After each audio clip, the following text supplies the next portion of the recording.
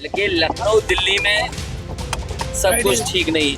अखिलेश यादव कह रहे हैं कि भैया यहाँ तो दिल्ली बनाम उत्तर प्रदेश हो गया, यानी कि दिल्ली की सरकार और उत्तर प्रदेश की सरकार आमने सामने हो गई है।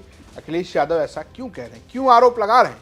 ये पूरा मामला है डीजीपी की नियुक्ति कैसे होगी इसको लेकर। दरअसल उत्तर प्रदेश की योगी सरकार ने कैबिनेट में डीजीपी की नियुक्ति करने को लेकर एक नया फैसला लिया है। एक नई समिति बनाई है जो सीधे डीजीपी की नियुक्ति कर देगी। डीजीपी वो जो कि उत्तर प्रदेश के पुलिस का मुखिया, यानी कि उत्तर प्रदेश की पुलिस जिसके अंडर में चलती है वो अधिकारी। अभी तक ये नियुक्ति केंद्र सरकार की मंजूरी और एक समिति के जरिए होती थी कि एक तरीके से आप कह सकते हैं कि केंद्र सरकार कुछ नाम भेजता था जिस पे मुहर लगती थी, उसके बाद कोई डीजीपी बनता था। लेकिन अब अगर ये नियम हो जाता है तो उत्तर प्रदेश में ऐसा पहला राज्य होगा जो इस नियम को नहीं मानेगा, जो नहीं जाएगा दिल्ली दरखास्त देने की भाई साहब इनको डीजीपी ना खुद तय कर ले सकता है। लेकिन क्या प्रोसेस है ये सब हम आपको बताएंगे, और क्या आरोप अखिलेश यादव लगा रहे हैं वो भी बताएंगे। पहले सुनिए कि अखिलेश यादव कैसे बता रहे हैं कि ये दिल्ली बनाम उत्तर प्रदेश की लड़ाई। लेकिन लखनऊ दिल्ली में सब कुछ ठीक नहीं। और इस प्रदेश ने जो डीजीपी दिए, जो नई परंपरा शुरू की कार्यवाहक की, आप देख लीजिए 50 पायदान हैं। वो अधिकारी कितने निराश हैं, कितना मनी मन दुखी है कि उन्हें मौका नहीं मिला काम करने का।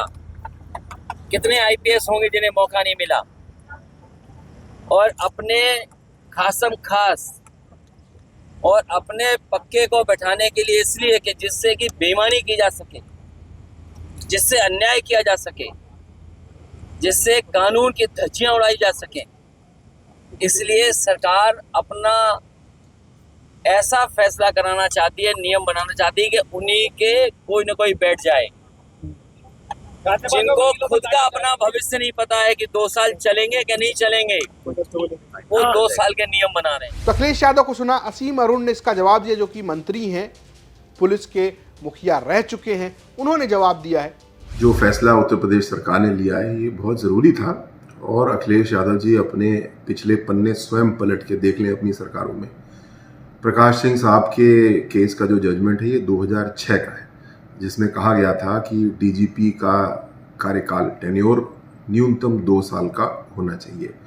अपने पल्ले पलट के देख लें, आपने तो 1 महीने, 2 महीने, 3 महीने के डीजी उत्तर प्रदेश को दिए, आपने क्यों नहीं 2 महीने, 2 साल के डीजीपी उत्तर प्रदेश को दिए? इस आरोप प्रत्यारोप के बीच सवाल यह है कि आखिर ये सब कुछ है क्या। तो दरअसल जो एक नियम या कहें एक फैसला योगी सरकार ने लिया है कैबिनेट में, उसके जरिए बताया गया कि अब नियुक्ति कैसे होगी उत्तर प्रदेश में डीजीपी की। तो ये अब एक मनोनयन समिति करेगी डीजीपी की नियुक्ति। हाईकोर्ट के एक रिटायर्ड न्यायाधीश इस समिति के अध्यक्ष होंगे। मुख्य सचिव, अपर मुख्य सचिव गृह, पूर्व डीजीपी इसका हिस्सा होंगे। इसके अलावा यूपीएससी यानी कि केंद्रीय लोक सेवा आयोग और यूपीपीएससी भी इसमें से एक एक सदस्य नामित करेंगे, यानी कि एक 6 लोगों की कमेटी बनाई जाएगी। अब होगा ये कि जितने डीजी लेवल के ऑफिसर हैं उत्तर प्रदेश में, उनमें से किसी एक को चुना जाएगा। ऐसे व्यक्ति को चुना जाएगा जिसका कार्यकाल अभी 6 महीने हो, यानी कि 6 महीने से कम जिसका कार्यकाल है उसकी नियुक्ति डीजी लेवल पर डीजीपी की नहीं होगी। जिसका कार्यकाल 6 महीने से ज़्यादा होगा उसकी ही नियुक्ति होगी। चुने गए डीजीपी का कार्यकाल जो है वो 2 साल होगा। अब सवाल है कि पहले कैसे नियुक्ति होती थी, पहले इसमें क्या अलग था, वो भी आप जान लीजिए।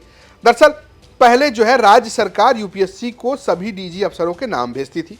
केंद्रीय गृह मंत्रालय ये प्रस्ताव डीओपीटी यानी कि डिपार्टमेंट ऑफ पर्सनल ट्रेनिंग, जो डीओपीटी विभाग है, उसको भेजा करती थी। डीओपीटी अपने स्तर पर 3 नाम छांटकर राज्य सरकार को भेजती और राज्य सरकार इन्हीं 3 नामों में से किसी एक को चुन लेती। यहाँ भी जो डीजी लेवल के अधिकारी थे उनमें से किसी 3 को भेजा जाता था और उनमें से किसी एक को राज्य सरकार अपने तय चुन लेती थी। लेकिन कई बार इसको लेकर विवाद भी रहे। जैसे उत्तर प्रदेश में आप देखेंगे तो पिछले 2.5 साल से कोई अस्थाई डीजीपी नहीं है, सभी कार्यवाहक ही हैं। आखिरी जो नियुक्ति हुई थी वो यानी कि जो डीओपीटी के जरिए होती है बहुत पहले, 2.5 साल पहले हुई थी। हुआ क्या था, जुलाई 2021 में डीओपीटी की संस्तुति पर मुकुल गोयल डीजीपी बने थे। 10 महीने बाद ही योगी सरकार ने मुकुल गोयल को हटा दिया। यूपी सरकार ने कहा कि मुकुल गोयल डीजीपी बनने लायक है ही नहीं। मुकुल गोयल गए तो उसके बाद डीएस चौहान कार्यवाहक डीजीपी बने, डीएस चौहान के बाद आरके विश्वकर्मा, आरके विश्वकर्मा के बाद विजय कुमार, विजय कुमार के बाद प्रशांत कुमार अभी कार्यवाहक डीजीपी हैं।